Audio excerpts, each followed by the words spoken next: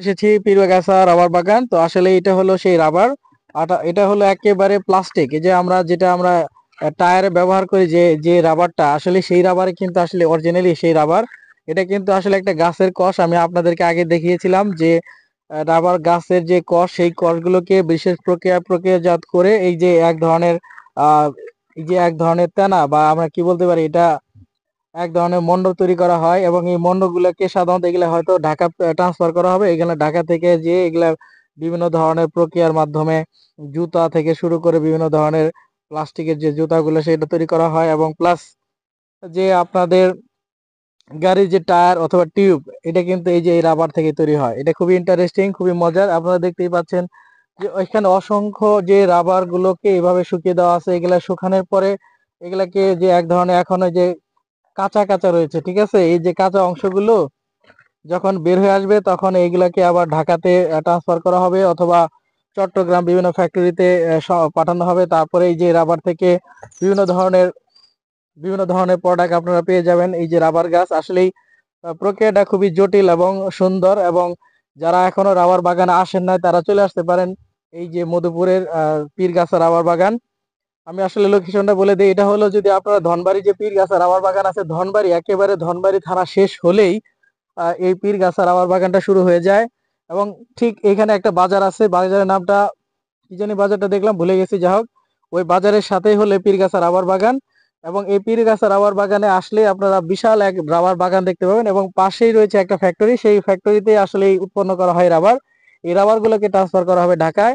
এবং সেখান থেকে আপনারা পেয়ে যাবেন আপনাদের কাঙ্ক্ষিত জুতা এবং বেল্ট থেকে শুরু করে বিভিন্ন ধরনের প্রসাধনী পেশিধর বিভিন্ন ধরনের পণ্য আপনারা পেয়ে যাবেন। তো আপনারা চলে আসবেন টাঙ্গাইল জেলার ধনবাড়ি উপজেলায়, ধনবাড়ি শহর থেকে মাত্র 7 কিলোমিটার পূর্ব দিকে। আর যদি আপনারা মধুপুরে আসতে চান তাহলে মধুপুর থেকে আপনারা ওই পাশে দিয়ে আপনারা পীরগাছা আসতে পারবেন। তো আপনাদেরকে লোকেশন বলে দিলাম, সব দেখিয়ে দিলাম। সো আপনারা আমার ভিডিওটি, ফুল ভিডিওটি কেউ স্কিপ করবেন না, সম্পূর্ণ ভিডিওটি আপনারা দেখবেন। হ্যালো বন্ধুরা, আমরা চলে এসেছি পীরগাছা রাবার বাগান। এটা হলো মধুপুরের একটি রাবার বাগান। যদিও মধুপুরের উপজেলায় পড়েছে, আসলে এটা ধনবাড়ি থেকে খুবই কাছে, মাত্র 7 কিলোমিটার। ধনবাড়ি যে শহর আছে সেই শহর থেকে মাত্র 7 কিলোমিটার দূরে হচ্ছে অবস্থিত এই পীরগাছা রাবার বাগান। এবং আসলে আপনাদেরকে কি বলবো আর কি, যে এত সুন্দর যে প্রসেস, কত সুন্দর করে রাবারগুলোকে এখানে তৈরি করে রাখা হয়েছে এবং এগুলোকে ঢাকা পাঠানো হবে। এবং ঢাকা থেকে এগুলা বিশেষ প্রক্রিয়ায় জুতা থেকে শুরু করে বেল্ট থেকে শুরু করে তারপরে আপনার বলে এটা কি বলে, যে টিউব টায়ারের যে রাবার, সেই রাবার, এই সাধারণত এই যে সেই রাবার, কিন্তু আসলে এটা আমরা জানতাম না যে এটা যে এই যে কি থেকে হয়, এটা রাবার থেকে হয়। এটা কিন্তু আমরা জানতাম কষ থেকে হয়, শুধু তাই না, এটা একটা গাছের কষ। মানে খুবই ইন্টারেস্টিং ব্যাপার হলো যে এটা হলো গাছের একটা কষ, এই সেই কষ, রাবার গাছের কষ থেকে কিন্তু এই রাবার উৎপন্ন করা হচ্ছে। এবং এই রাবারটাই আসলে সাধারণত টায়ার টিউবে ব্যবহার করা হয়। খুব ইন্টারেস্টিং, আপনাদেরকে তথ্য দিয়ে রাখলাম। আপনারা দেখতেই পাচ্ছেন যে এইটা হলো রাবার। ধরেন তো উজ্জ্বল ভাই, ধরেন, এটা হলো রাবার। এখন এটাকে আমরা গায়ে দিতে পারবো, এখন টাইন ওটাকে ছিড়ানো যাবে না, মানে এত শক্ত হয়ে গেছে গাছের কষ। মানে খুবই ইন্টারেস্টিং, খুবই মজার একটা বিষয়। যে যারা আসবেন, যারা দেখেন নাই, তারা দেখলে অবশ্যই আপনাদের মন ভালো হয়ে যাবে।